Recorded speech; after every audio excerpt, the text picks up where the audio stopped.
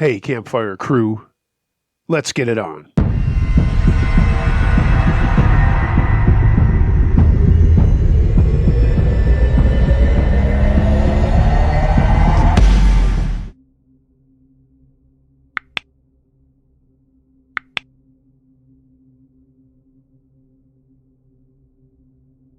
The Bus Garage by Skidder44.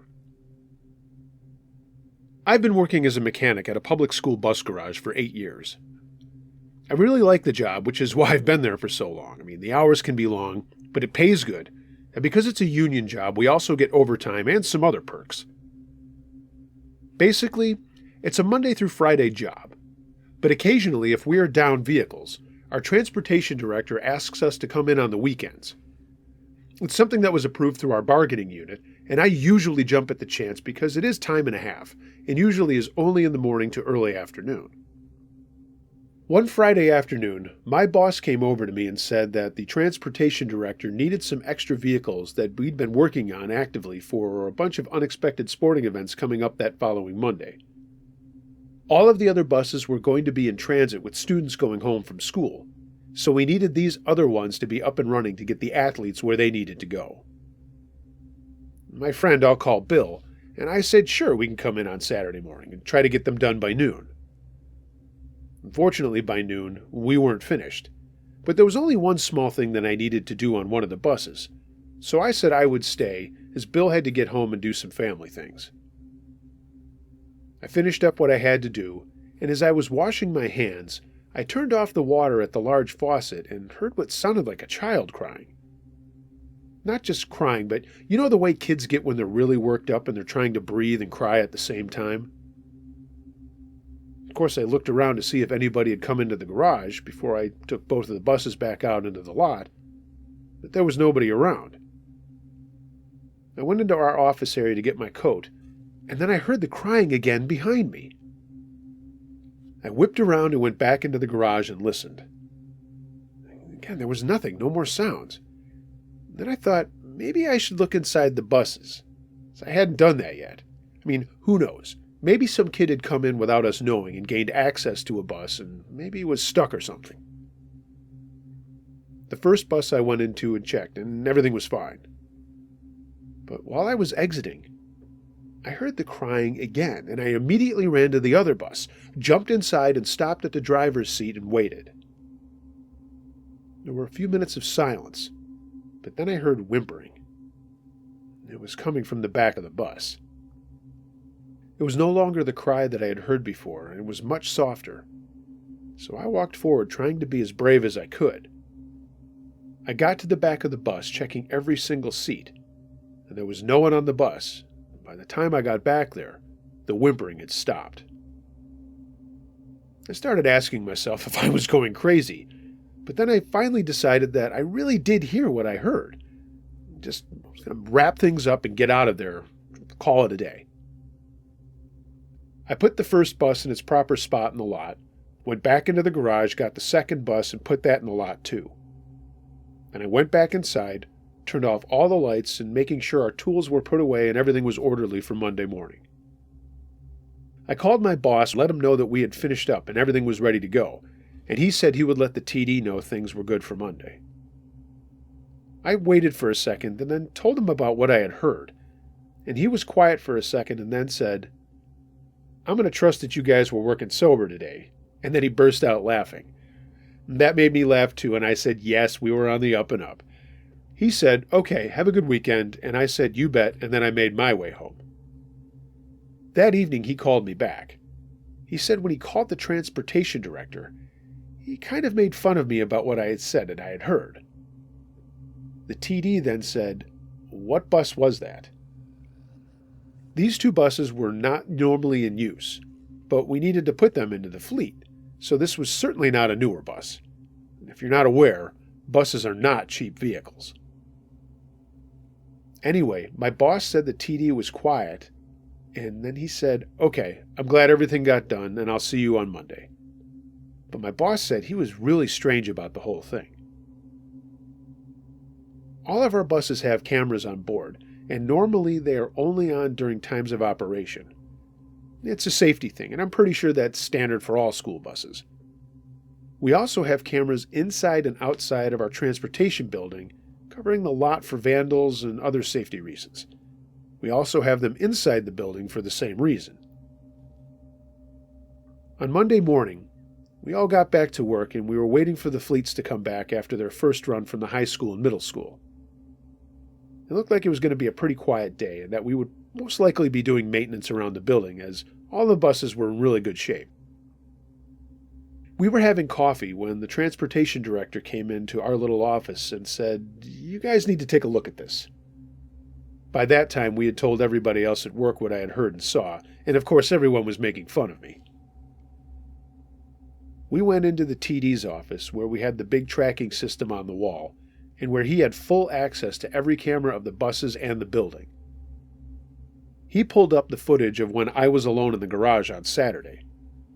It showed me doing the normal things, and it showed me stopping and listening, and then when I checked out both buses.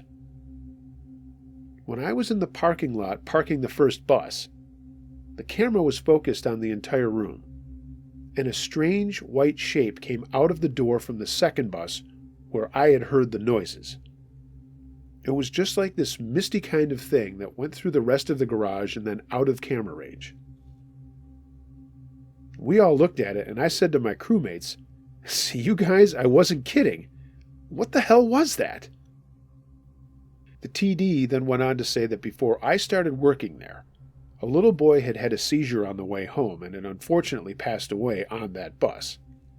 The bus aide could not revive him, and it was a very horrible thing. I didn't live in the town where I worked at that time, so I never heard about it, and I can understand why they didn't really talk about it that much. It also dawned on me as to why they didn't keep that bus running in the fleet unless they really needed it to be there. I didn't ask if anybody else had ever reported stuff or heard anything, and maybe I'm just inferring that they had, but it sounds like a pretty legit reason to not have anyone on it. We ended up getting rid of that bus a year or so later just because its longevity was up. After what I had heard, no one had ever heard any noises or seen anything strange about that bus again.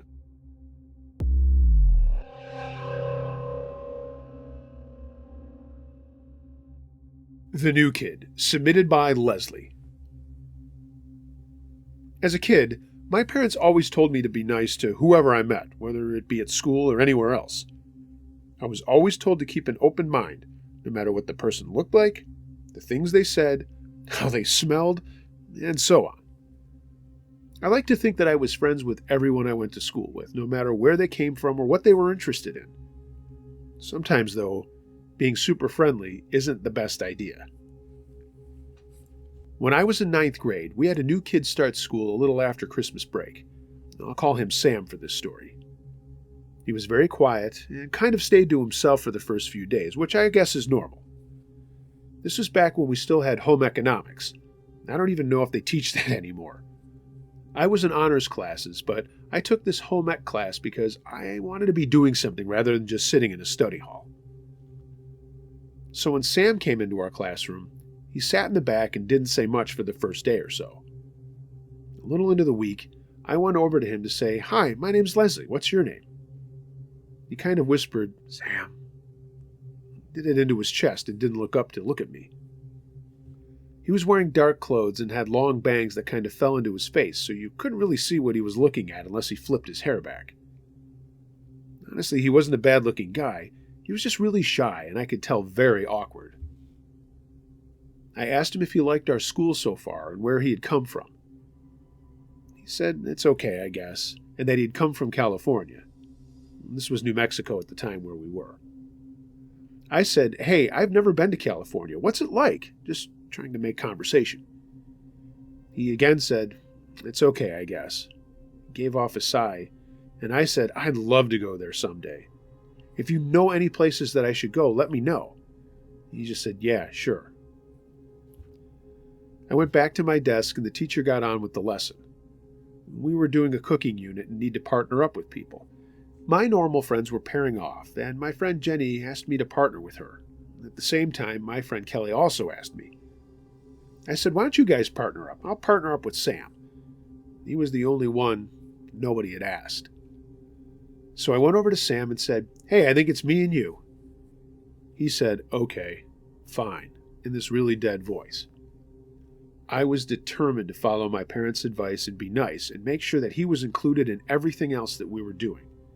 Again, it's just my nature, and it still is. I'm the manager of a very large business that focuses on social work.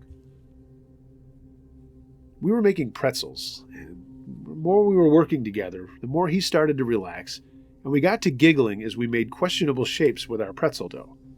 I think you can imagine what kids that age would be making out of dough. Our teacher noticed that we were laughing, came over, gave us a stern look, and we really burst out laughing and then got back to making the pretzels that were not in the shape of penises. He started to tell me more about himself, and he was actually really funny. I knew that he had a good sense of humor now, and I liked him very much, but not in that kind of way, just as a friend. At the end of class, we all got to take our pretzels with us, and I said, "Hey, I'll see you tomorrow." He said, "Sounds good," and didn't say it into his chest this time. He actually looked me in the eye. Over the next few weeks, we partnered up a lot while I also introduced him to my friends, and he partnered with some of them too. He seemed to be fitting in, and some of the guys really took a liking to him based on the music that he liked and the fact that he was into skateboarding and all that stuff. I was super happy that this guy I knew was probably weirded out by being in a new school was really making his way. We had a winter ball coming up, and Sam asked my friend Kelly to go, and she said yes. There was a guy that I liked named Luke who asked me, and we all decided that we should go together. This is back when moms and dads had to drive kids to dances, as none of us had our licenses yet. So we all got together at Kelly's house and took pictures, and everyone had a really good time. And normally Sam always wore black, but now he was dressed in a nice suit and tie, and he looked very different to me because I was so used to seeing him in his band t-shirts and that whole look. We had a great time at the dance and then went back to Kelly's afterwards for a movie and pizza. Sam disappeared for a while to go to the bathroom, and Kelly went looking for him after a bit. She came back by herself and had a puzzled look on her face. I asked her what was wrong, and she just shook her head and said she would tell me later. A little while later, Sam came back in the room and sat down, and we finished watching the movie. I don't even remember what it was. I was going to stay over at Kelly's house. Sam's parents picked him up, and then Luke also went home. That's when I told Kelly, "Hey, spill it! What was going on?" She said that Sam had gone to the bathroom, but not straight away. We were down in her finished basement, and her father's tool shop was right next to the bathroom down there. After Sam hadn't come back for a while, she went looking for him, as I said. She noticed he wasn't in the bathroom, and she looked into her father's tool shop and saw Sam holding 2 hammers in each hand and was kind of drumming in the air with them. She said she just looked at him for a few seconds and then heard him saying something like, "Time to die." I was taken aback because that was not the same Sam I knew, and I asked her if she really had heard what she thought he had said. At the point, she said he was really quiet when he said it, but that's what it sounded like. Kelly told me she backed up and then came back into the shop area and said, "Hey, Sam, you coming back to the movie?" He just turned around looking embarrassed and put the tools down and said, "Your dad's got a really nice shop here." And she said, "Yeah, he's very into woodworking." That's when he went into the bathroom and she came back to us. I said, "Well, maybe he's into woodworking. I can ask him about it on Monday." And Kelly said, "Yeah, maybe I am overreacting." I did ask him about it on Monday, and he said yes, he was really interested in a lot of things and was actually going to try to take shop classes, but everybody wanted him to move in some of the honors classes that I was in. I just jokingly said, "Hey, cool, we could be study buddies if we need to." And he said, "Yeah, that would be cool," and then asked if Luke was my boyfriend. Luke wasn't at that moment, but later that week, Luke did ask me to be his girlfriend, and I said yes. When I told Sam that, he said, "Oh, that's cool for you. You guys look really good together." I like that guy a lot. Yeah, in the coming weeks, it wouldn't turn out that it was really the way he felt. So, as many stories that people send to you, none of this is scary so far, but a lot of this backstory is important because some of it is going to play out with the knowledge that Sam gained of me and my friends. And I'm going to get to that right now. Sam did move into my honors science class, and while I was really into it, Sam kind of struggled. He wasn't shy about all that and asked the teacher for help, and the teacher asked me if I could work with him after school in the library to help him stay on track of things. I said I could totally do it before I had to go to school musical practice. Sam was a good learner, one-on-one. And again, as a social worker, I look back and notice that is a trait of some people like Sam. The following week we had a big test coming up, and I asked him if he was prepared. He said he wasn't sure and he was nervous about it, and then asked if I could come over to his house on the weekend if I had time to help him study. I said sure. He lived in a really nice neighborhood, and his parents seemed pretty well off. His house was way bigger than mine or any of my friends, and when my mom dropped me off, she said, "Geez, I picked the wrong career," and we both laughed. So I helped Sam study, and then he asked me if I wanted to see how he was working on his science knowledge outside of school. I said sure, and we went outside to a shed in the back of his big yard. He opened the door and turned on a light, and I was shocked. If there was one thing Sam did like about science, it seemed like he liked death. There was a huge bug collection, all of them pinned down under frames, a bunch of killing jars, and what was even scarier, lots of things in sealed jars full of formaldehyde, like animals or heads of animals, that either he had dissected or was waiting to. It was really creepy, and I just sort of stuttered and said, "Oh, wow, this is, interesting." I didn't want to offend him, but the whole room creeped me out. There were all sorts of scalpels and pins and stuff all over his workbench, and he said that he was very interested in anatomy and would love to show me how good he was at dissecting things. I said to him, well, maybe another time. I really had to get going home. And he said, okay. So we left the shed, and my mom finally came and got me, and I was tempted to tell her about it. But then I said to myself, well, maybe he really is just into anatomy. The following Monday, Sam was not in school, and I just went about my day. Then he wasn't in on Tuesday, and I thought, maybe he's sick. Finally, he came in on Wednesday and was dressed completely different than his normal black clothes and stuff. He was dressed in khaki pants and a button-down shirt, and he had cut his hair shorter. He looked totally different. I mean, you could still tell it was Sam, but it was not the person that we had known for the last couple of months. I told him I liked his new clothes, and he smiled and said thanks.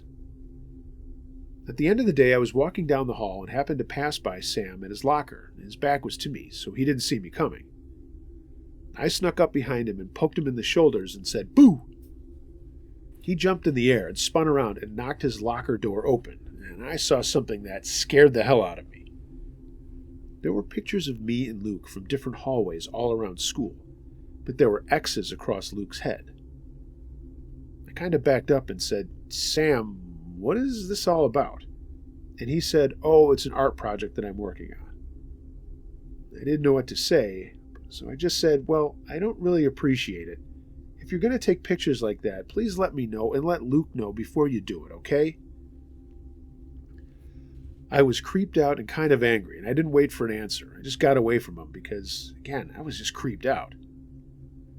I always told my mom everything because she always gave me good advice, so I told her what I had seen. And she said that did seem very odd for anyone to be doing that, and asked me if it bothered me. I said, yeah, and she said, well, maybe you should tell someone at school. I didn't say anything, but not long after that, Sam began to be a little bit more withdrawn from me and just kind of hung out with the guy friends that he had made. I thought, well, hey, I did the best I could making friends with him and being nice, and I hope that we all would still be friends because I really did like him as a friend. School went by, and I was very immersed in the school musical as well as softball, so most of my time after school was really taken up, and I didn't see Sam around unless it was in class.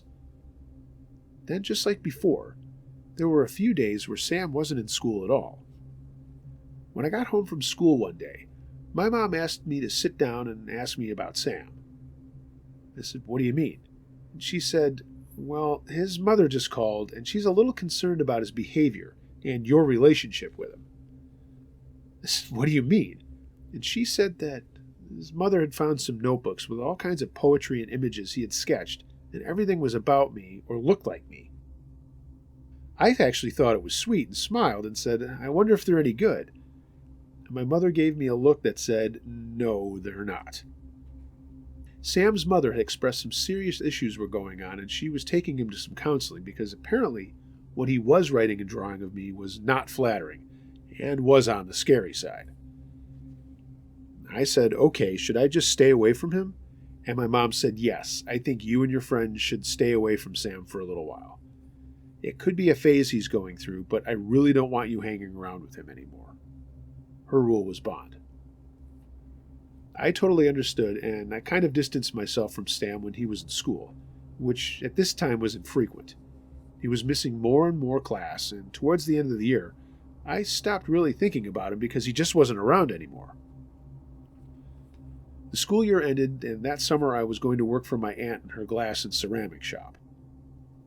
One day, I was straightening out some shelves in the front window when I looked up, and there was Sam staring at me.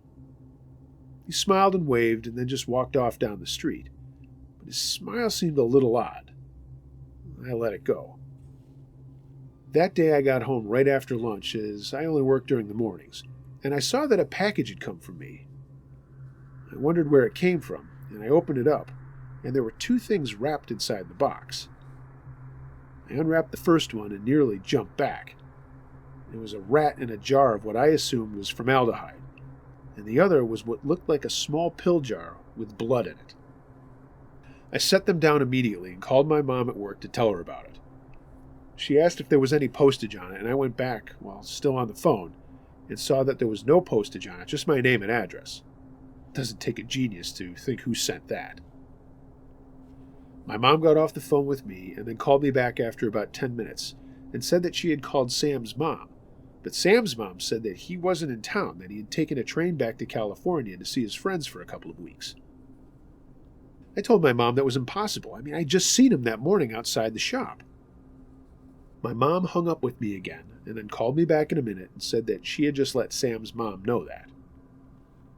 I have no idea what happened with the exchange of what Sam's mom was doing, but I do know my encounters with Sam's were not over yet. One of my chores in the summer was to cut the grass, and other days I was not working at the shop, I had to do other things around the house. So I went out to our back building to get our lawnmower. It was late one morning, and I just wanted to get the grass cut and then just kind of lay in the sun. When I opened the door, there was a terrible smell inside. The sunlight came in, and I saw a dead rabbit hanging from a string from one of the rafters. It had been cut open from its throat all the way down to its hips, and all the organs and stuff from the inside were still kind of dangling there. I screamed, slammed the door shut, and ran inside to call my mom, who didn't answer, so then I called my dad. He came flying home, told me to stay in the house. He went out to the outbuilding and then came outside and then called the police. This was obviously nothing normal. The police came out and took the animal down, and my dad made a report about it and said he was going to buy a new padlock so this wouldn't happen again. They asked both of us a lot of questions about who it could be, and I should have said Sam, but I started second-guessing myself if I had really seen him in the window of my aunt's shop, or maybe just thought it was him and it was someone else. Such is the ignorance of youth. My mom called Sam's mom that night to see if Sam had made it to California, but she wasn't home, and no one answered the phone, so she just left a message on their answering machine. That night, as I was getting ready for bed, I heard some pebbles or sticks hitting my window of my bedroom.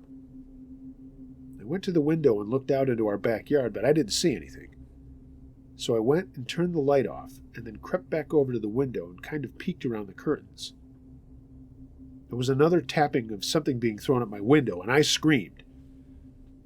My dad came running from downstairs and asked if I was okay, and I told him I think there's somebody out in the backyard throwing things at my window. He ran back downstairs, and outside the floodlights came on, and I could see someone running away through our backyard and into the field behind our house. My dad didn't see that, so he didn't chase whoever it was, but he did stop and look at our outbuilding. He came back into the house, and then I saw him go back outside with a flashlight. He went over and opened the door. He had forgotten to buy that lock. He stood staring at something and then turned around and came running back into the house. I also ran downstairs and asked, "Daddy, Daddy, what's wrong?" He said, "Go get your mother and stay with her." I could hear him calling the police again, and not long after they came out. My mom and I stood in the kitchen looking out the window and saw the police taking out 2 dead dogs from our outbuilding. Again, they'd been cut from their throats all the way down through their bellies. We had to do more police reports, and they looked all over for fingerprints and all that kind of thing. But nothing other than a dead rabbit and 2 dead dogs had been in our outbuilding. My mom called Sam's mom again, and this time Sam's mom answered and said she had just gotten in and listened to the message. She'd been away for the day with her husband. She had called the relatives in California, and they said Sam had been there, but after a day or so, he said that they wanted him to come back to New Mexico. Why they didn't check with Sam's parents, I'll never know. So before the police left, my mom went out and told them that, and told them where Sam lived, and maybe it would be a good idea to go over there and check things out. They did, and what they found was terribly sad but terrifying. Some of the things that they found were held from me for a while, as I was pretty young to understand what was going on. But eventually I learned the entire truth. In Sam's shed, there were pictures of me, a lot of love notes and poems about how much he was in love with me, and also Sam's lifeless body on the floor. Apparently, he had taken some kind of poison and left a note on top of his chest to me. I know, it sounds like something out of Romeo and Juliet, but this happened. The note was full of all kinds of things about how he wanted to be together and how he had come over to my house that night to see if I wanted to run away with him to California. He wanted to show me how awesome it was. And he said he tried to like it in New Mexico, but it just wasn't working. And he thought that we could get jobs, live on the beach until we could get married and buy a house.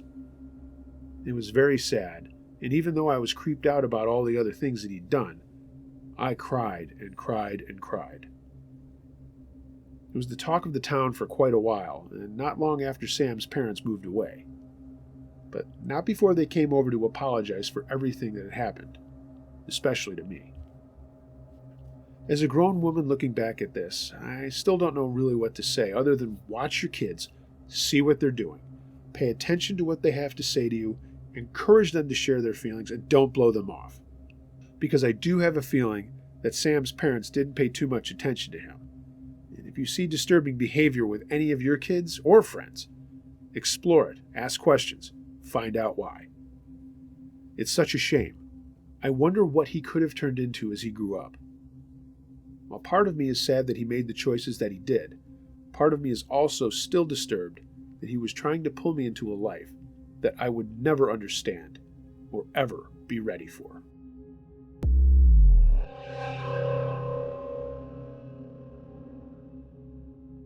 School Lockdown, submitted by Little Aardvark. When I was in 7th grade, about 15 or 16 years ago, we had an official lockdown at my school.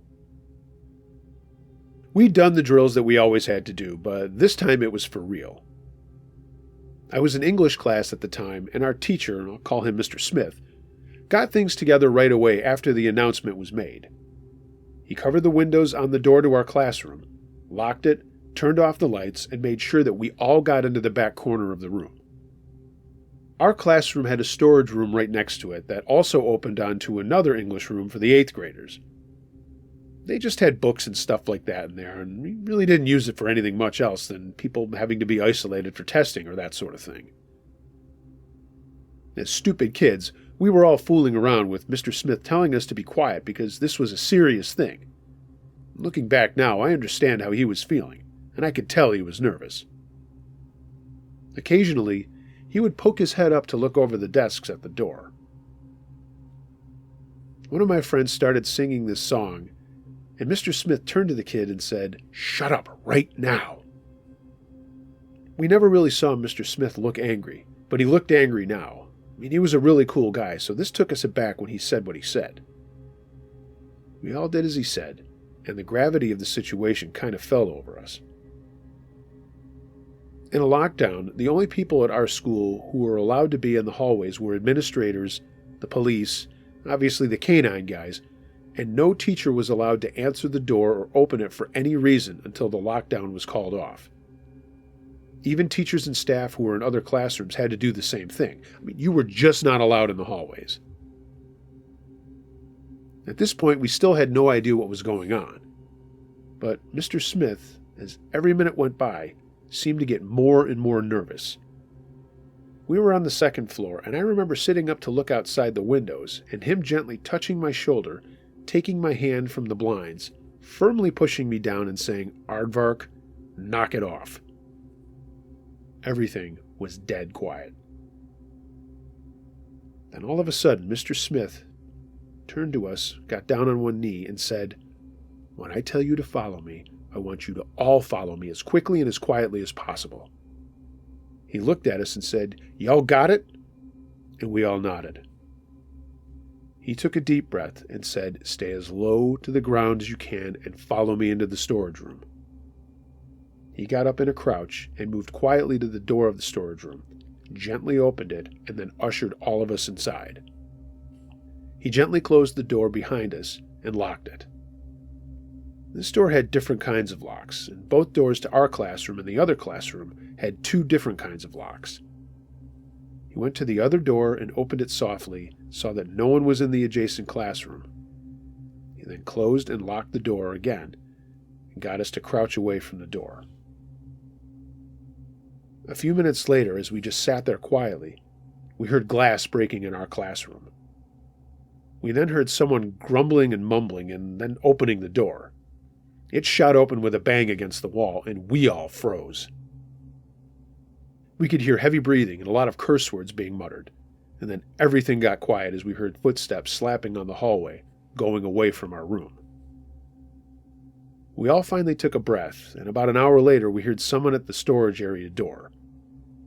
It was the principal, and he asked if we were all in there and safe.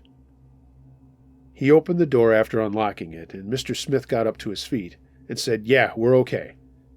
The principal said, "We're going to be calling the lockdown off in a moment, but during our sweep we saw that your door was open, and it took us time for us to track down the person who was in the school illegally. He told us to sit tight, but you would hear the announcement and we could move on with the day." We finally heard the announcement, and one by one we came out and saw there was blood all over the front of our classroom where the man who had come into our school had punched through the glass. There was a bloody crowbar on the floor as well, but the funny thing is that none of us could remember hearing him drop it. It turns out it was some old janitor who was angry about some settlement with the school he didn't get, and was looking to come in and mess things up. He was high on something, and they finally found him in a downstairs bathroom, basically passed out. The principal called for an early school day. It was already around 12:30 in the afternoon when it happened. The entire thing took about an hour. I don't know how Mr. Smith knew that that guy was somehow going to come into our classroom. Whether he had sixth sense or ESP or whatever you want to call it, we were all happy that he had made the move that he had. If he hadn't, I can't imagine what would have happened to him or any of us.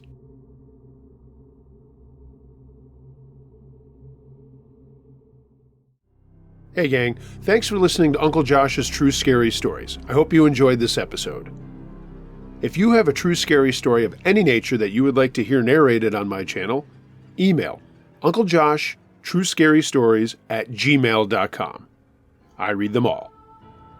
Please like, share, and subscribe to my channel. Make sure you hit the notification button.